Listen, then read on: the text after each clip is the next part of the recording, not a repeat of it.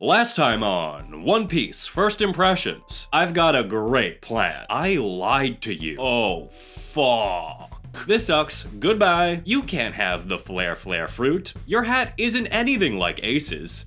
Oh, God. Is it really you? Welcome back to the second part of my Dressrosa coverage in my One Piece First Impressions series. This arc just keeps getting more and more insane.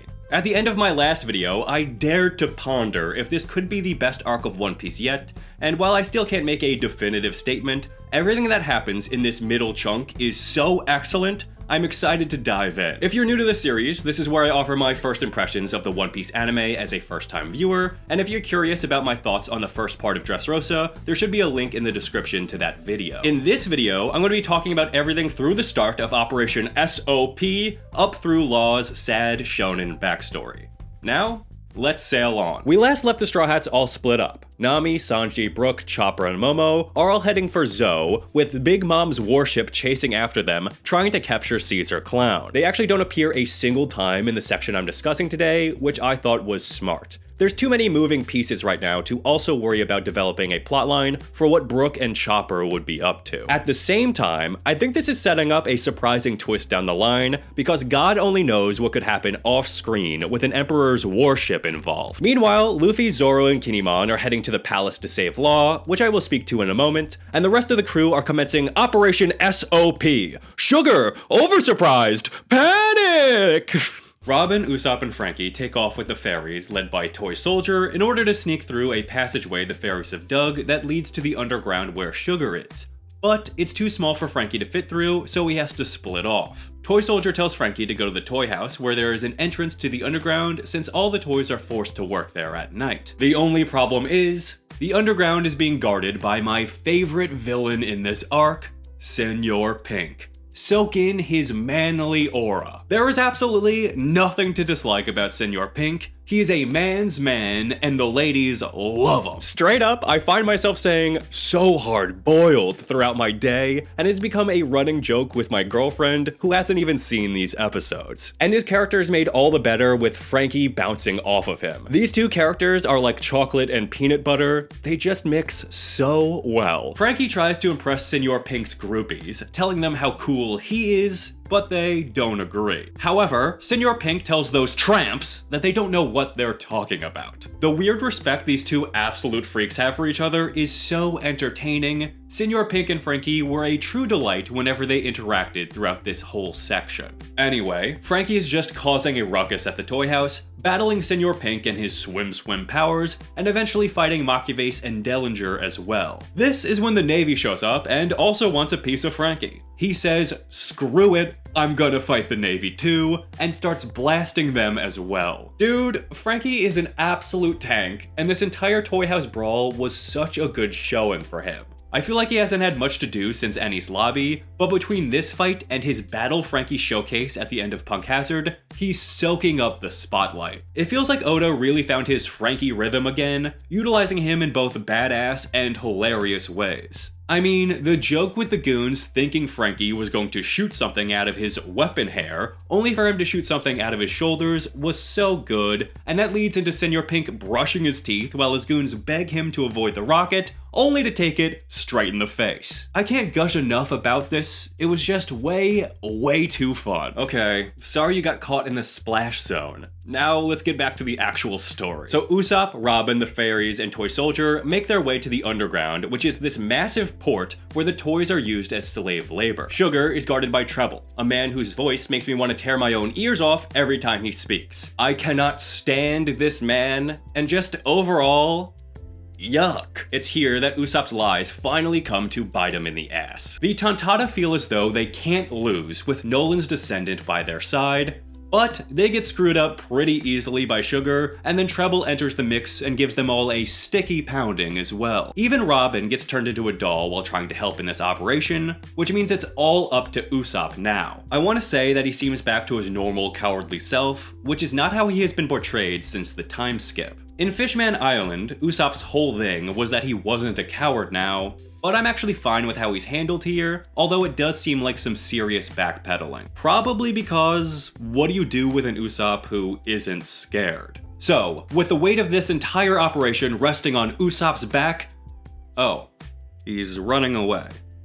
Okay, I guess let's check in with everyone else. Even though Luffy has left, the tournament still rages on. We last left the Coliseum with Rebecca and Cavendish competing in the Block D round. We tune back in to see that everyone is knocked out, and I think this was set up as a purposeful little troll on Daddy Oda's part. There is a dust cloud around all the unconscious competitors, and only one person stands in the middle: Rebecca. Now at first, I thought Rebecca had used Conqueror's Haki, and I was completely thrown off, but we are told very quickly that it was actually Cavendish's extremely powerful alter ego that awakens when he falls asleep. He instantaneously took down everyone and just barely missed Rebecca before he passed out, which I was not expecting at all. In my last video, I called Cavendish a stereotypical character with his roses and pretty boy antics, but it looks like I spoke way too soon. This doesn't come into play again during this section, but what excellent setup for future madness. This means that Rebecca will go into the final round and will be competing against Jesus Burgess, Bartolomeo, Diamante, and Lucy,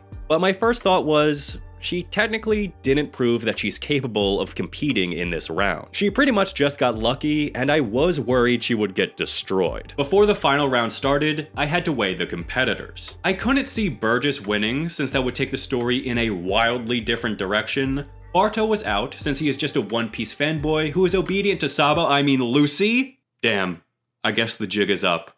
I wanted to keep the mystery alive for the love of the sport, but yes, the great competitor Lucy is actually Sabo. I felt like Sabo couldn't be brought back into the story to just lose right away, so I thought he was the favorite to win this tournament. I also felt this match would be the perfect way to showcase Sabo's personality and growth since he was a child, especially competing against people like Rebecca and Burgess. Also, during a conversation with Rebecca where he tells her he isn't gonna do her wrong, is the second time that Dressrosa is compared to the Goa Kingdom, where Luffy and Sabo grew up, in the way that it discards its trash in order to put up a good front. Luffy first mentioned that to the injured gladiators, and now Sabo mentions it to Rebecca. It's clear that this is an intentional connection being made. Nothing concrete comes of it yet, but I wonder if this will be a point of contention when Luffy and Dofi finally battle. The final round begins, and I just have to ask, is Diamante supposed to be Steven Tyler? The look is way too perfect, and it fits with his crowd-pleasing personality. This round is different than the others. It isn't a battle royale, but a battle to get the flare fruit off of the more aggressive fighting fish surrounding the stage. There honestly isn't much fighting in this section. It's more so Sabo just running circles around everyone while Barto protects Rebecca. But Rebecca does go at Diamante in a way that is important.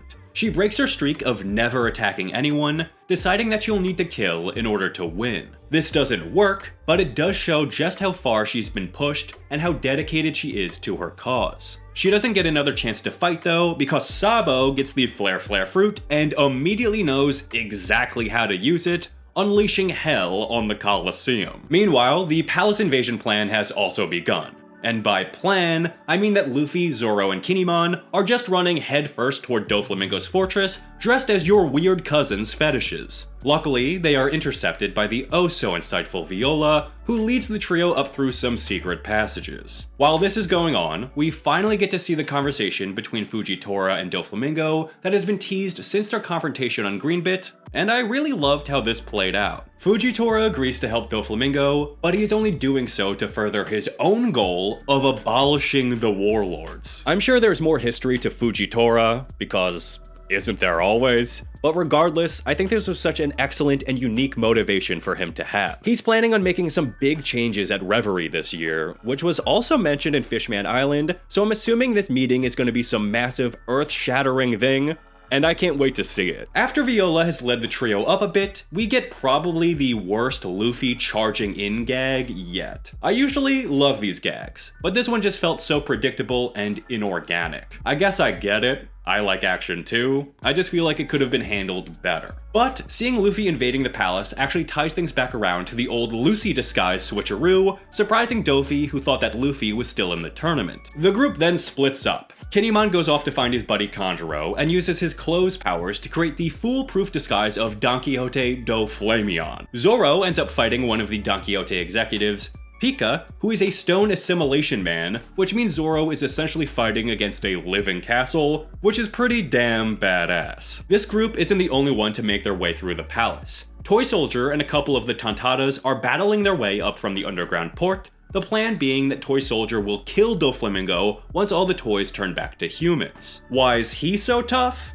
Oh, only because he's the champion of the Colosseum. Yep, he is Kyros, and we get an interesting look at his life. He is dedicated to the Riku family after King Riku gave him a second chance. He married Scarlet, and eventually fathered Rebecca. On the night of Doflamingo's massacre, Kyros cut off his own leg in order to try and stop Doflamingo before being turned into the first toy on Dressrosa. This dude is hardcore, and I admire his passion to finish what he started. He comes across Lao G in the lift, and this rickety old man proves to be more than a match for Kyros' toy body. His G gag didn't really work for me at first, but like a lot of One Piece character-specific gags, the more it happened, the funnier I thought it was. After encountering some resistance, Luffy and Viola connect with Kyros and wait for Sugar's spell to be broken. Back in the underground, Usopp is still running for his life when the fairies begin to cheer in defeat that their hero Usoland will come and save them because he promised to, and Usoland doesn't lie. I mean, how can you turn your back on these cute little fools? Usopp makes his presence known and is received as a hero,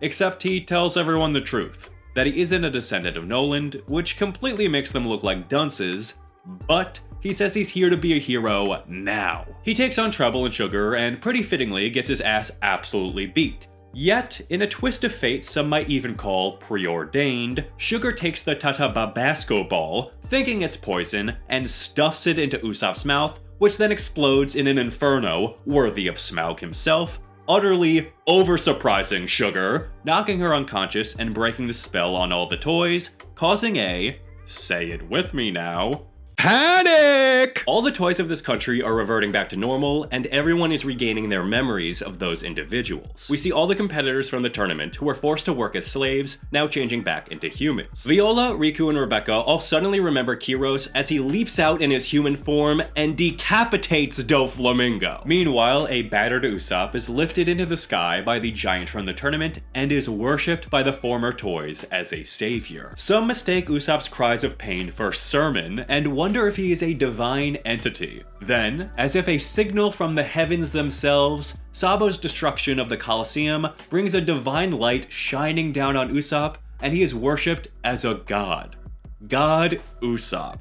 This is too fucking wild. When I first started covering this series, people in the comments would refer to Usopp as a god, and I just thought it was a fanbase inside joke. Little did I know this scene would ever happen. Usopp just walks ass backwards into godhood and earns the respect of all these powerful warriors. It's too goddamn perfect. Back in the palace, things head in a significantly different direction than I was expecting. Doflamingo obviously isn't dead because he didn't get the Luffy smackdown yet. Turns out Kyros beheaded a string clone that Doflamingo can make. His powers really feel the most disconnected from logic out of any Devil Fruit user so far, which is doubled down on when he forms a massive Birdcage, covering all of Dressrosa in his unbreakable blade strings and trapping everyone inside. For some reason, this also cuts off communication via transponder snail, because why wouldn't strings affect that? And, just like when he took over the country 10 years ago, Doflamingo puppeteers people around, getting them to kill each other, which he doesn't seem to actually need to control with his fingers or pay attention to at all. His powers are clearly just in the category of, please don't think about it.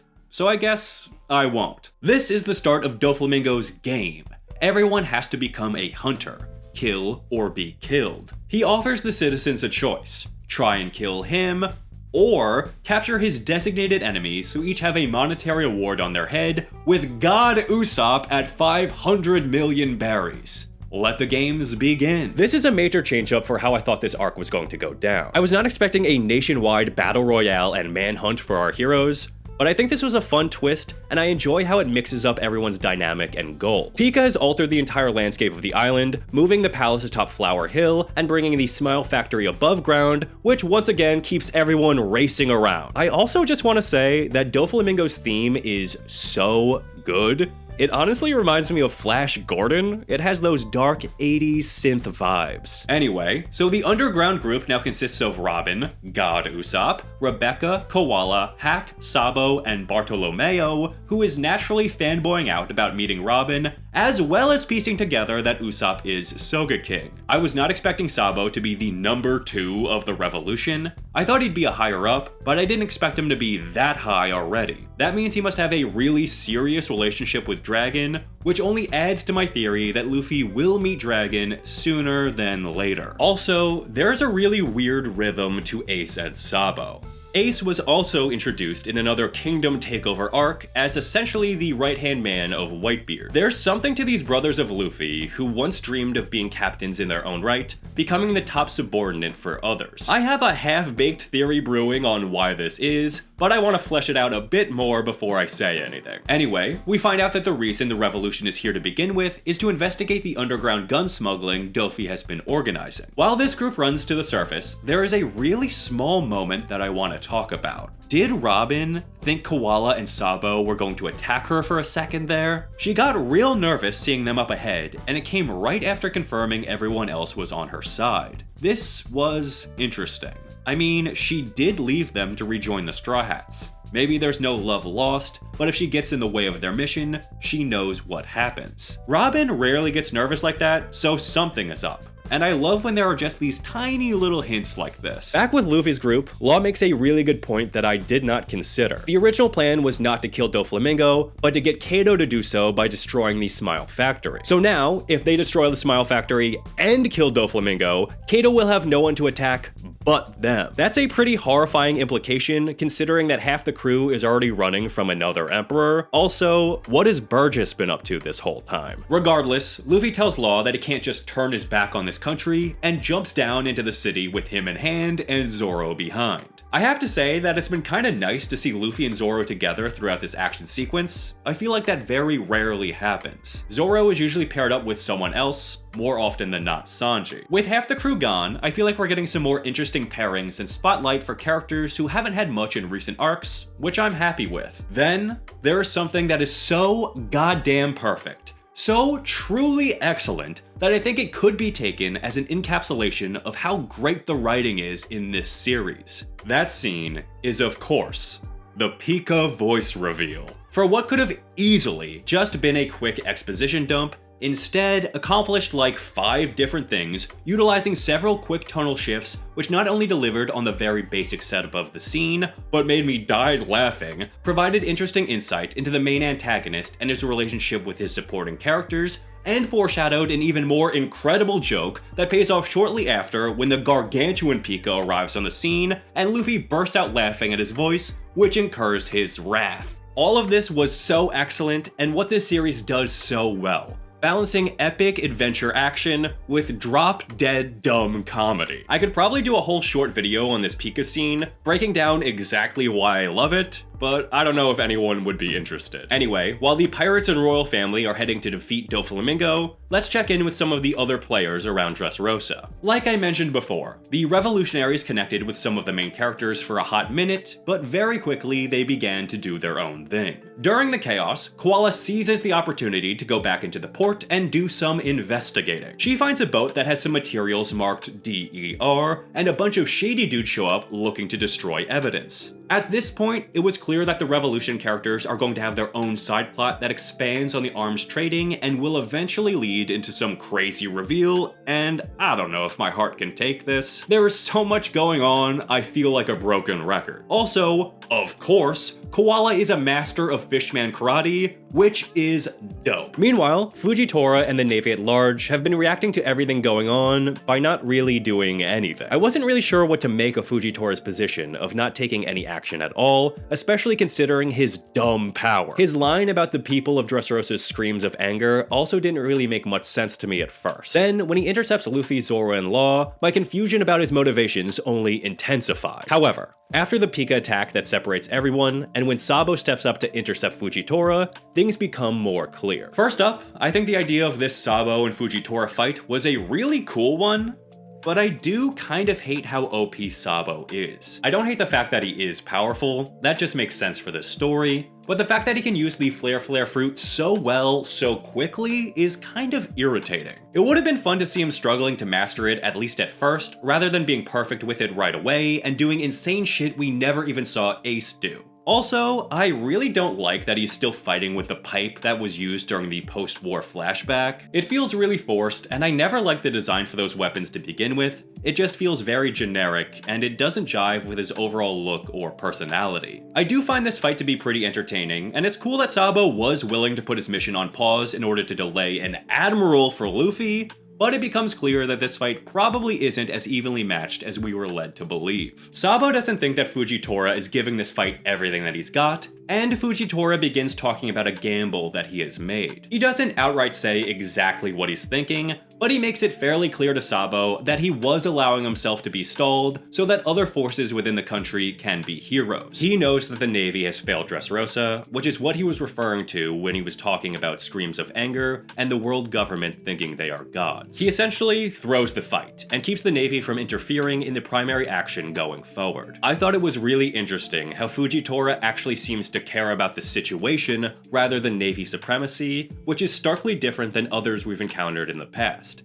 He's a character I've definitely got my eye on. The other major party involved in these Dressrosa shenanigans are the Tantada tribe, who are still proceeding to free their enslaved brethren with the help of a certain cyborg. With the Smile Factory now above ground, the Tantadas organize a skywriting session that informs the fairies inside that they've been bamboozled. They quickly overthrow their captors while Franky makes his way to the facility, but he's stopped by none other than the hard-boiled baby himself, Senor Pink. They engage in their one-on-one grudge match until Franky tricks Senor into leaving by lying to him about an old lady in trouble nearby, which Senor goes to check out because deep down, he really does care. This is when Franky busts inside the factory and saves the fairies from the horrible old manager by planting a manly kiss right on her lips, which causes her to fall head over heels for Franky, which both he and Senor roast her for. The manager and Senor's groupies have no choice but to recognize Franky as hard-boiled, and the battle between these two macho men recommences. Honestly,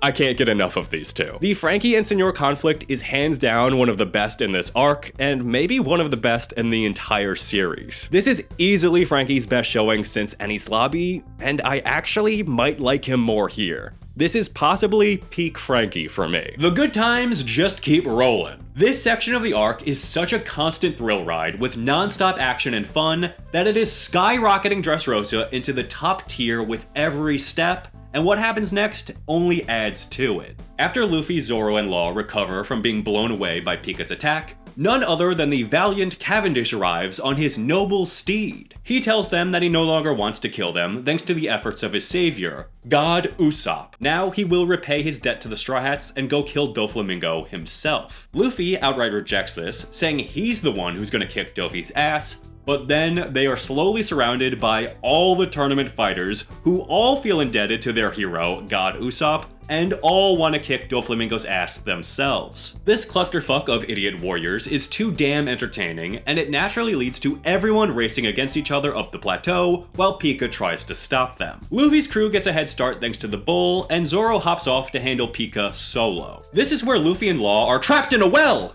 And Doflamingo arrives. I thought this was going to be a serious subversion of expectations, but this pretty much amounts to nothing at all, as it was just his string clone. Meanwhile, the squad of Riku, Viola, Rebecca, Robin, Usopp, Hack, and Bartolomeo climb to safety, and Viola finds the key to Law's chains. In order to deliver the key, Robin, Rebecca, and Bartolomeo fly over using these hovering beetle devices that straight up look so fun. They can't quite carry the humans, but they essentially act as gliders, and I thought this was such a creative way to get these characters to travel into the action. I always gotta call out the little things that keep this world feeling unique. Meanwhile, Bellamy finally confronts Doflamingo in the palace. This is a really interesting scene because it seems to hint at the heart of what drives Doflamingo. Doflamingo essentially calls him a failure. He says that unlike Bellamy, he didn't aspire to be a pirate. In fact, he didn't care what he became, as long as he could destroy this world. In most other series, a villain with a monologue ending with destroying the world would be eye-rolly, but we all know that's not what Doflamingo means. We don't know exactly what he means, but the implication with a character like him is that he wants to destroy society, shaking it to its core and completely altering the structure of power. Slowly, we are learning more about this flamingo freak. Back in the race up the plateau, Cavendish offers Luffy a ride on his horse, which was very kind of him, and Quiros decides to take him up on that offer as well. The rest of the tournament fighters have been held up by the Don Quixote family, and they agree to keep fighting so that Luffy can push ahead. This is such a dope moment, and it feels like they're all honorary Straw Hats at this point. I wonder if any actual lasting alliances will come out of this. This is where we see that there are big ol' Nutcracker toy soldiers standing in the way and learn that Sugar is back. Robin and Bartolomeo fall down and join in on the fight with Cavendish, and the three of them hold the line there, while Luffy, Law, and Quiros rush on ahead to meet Rebecca, who has the key. Up on this level, Rebecca is confronted by Diamante, the man who killed her mother, and he stalks her through the sunflower fields in a really haunting way. Rebecca knows she can't defeat him, but has to survive with the key. At the last minute, she is saved by Quiros, and it's such a perfect moment. He tells his daughter that she doesn't have to fight anymore, that he will be here to protect her like he always wanted to, and I loved everything about this. Rebecca then provides Law with the key and asks Lucy if he's really gonna take down Doflamingo and end all of this. His response is perfect. He tells her that his name is actually Luffy, and that he's the man who will be the king of the pirates. Hell fucking yeah. Law's a little smirk when he hears this only adds to the charm of the moment. Little do Law and Luffy know that they are heading straight for a trap, since now that Sugar is back, all she has to do is touch them and it's game over. Luckily, Viola and God Usopp are on the case. Using Viola's sight as well as Kanjuro's Devil Fruit abilities, Usopp takes aim at Sugar. I should mention that Kinemon found his friend Kanjuro, who looks like a straight-up freak and is a bit of a fool. With the townspeople closing in on them, Usopp struggles to line up his shot at Sugar to save the day, but right before he fires, does Usopp use Haki? It has to be. It has to be Observation Haki, which is insane and so unexpected, yet completely fitting. Usopp fires his ultimate weapon, a doodle recreation of the face he made that knocked Sugar out before, which does so again right as she's about to touch Luffy. This entire sequence is absolutely perfect, and I love Sugar's serious, unrelenting hatred for Usopp. Finally, Law and Luffy arrive in the palace to confront Doflamingo. Much to my surprise, he is here only with Treble, which signals to me that Treble is his right-hand man, and also means I will be tortured with this moron's grating voice far more than I'd like. Speaking of torture, Bellamy has endured even more abuse by Doflamingo and becomes his puppet. Whenever Luffy tries to attack Dofi, he throws Bellamy in the way, whose spirit has been entirely broken. Bellamy is begging for Luffy to just kill him, which Luffy obviously refuses to do, and this is 100% fucked up. The first shining moment of this Dofi fight is when Luffy and Law do a combo attack. Law uses Shambles at just the right time, swapping Dofi in front of Luffy so that he can hit him with a Red Hawk. That was so satisfying. From here, Luffy is stuck juggling the string clone of Dofi and Bellamy, while Law fights the real Dofi. So in the meantime, pack your bags, because once again, we're going to Flashback City! We actually get two flashbacks going on concurrently.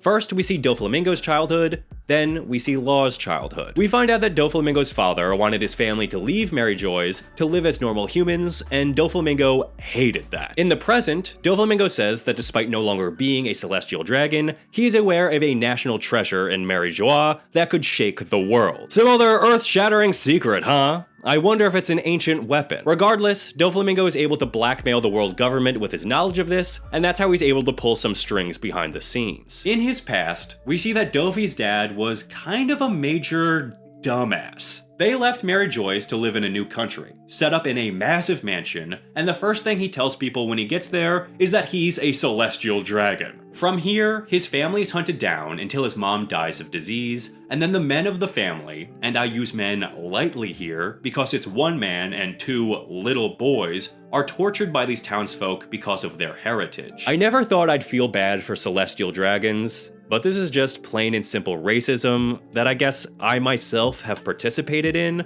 and that's kind of the whole point of this flashback. God damn you, Oda, setting up these vile people, making me hate them as a group, and then showing me the error of my ways? Who do you think you are? Now meet young Law, a pasty white kid who wants to destroy the world, aka me in high school. He approached the now established Don Quixote crime family, searching for a place amongst the criminals, and has to go through some tests before being admitted. It isn't directly clear how Law found himself with the family, but it is clear that Doflamingo sees something in Law that he likes, but Law has to deal with Doflamingo's mute and accident-prone brother, Corazon, who hates kids. I thought it was really fun seeing all the younger versions of the family, and what the fuck happened to Senor? He looks like such a suave gentleman. No binky or bib in sight. Oh god. Oh boy. This must mean Senor has a sad shonen backstory tied into his baby fit. I don't know if I'm strong enough to witness such glory. It's here that we learn more about Law's situation.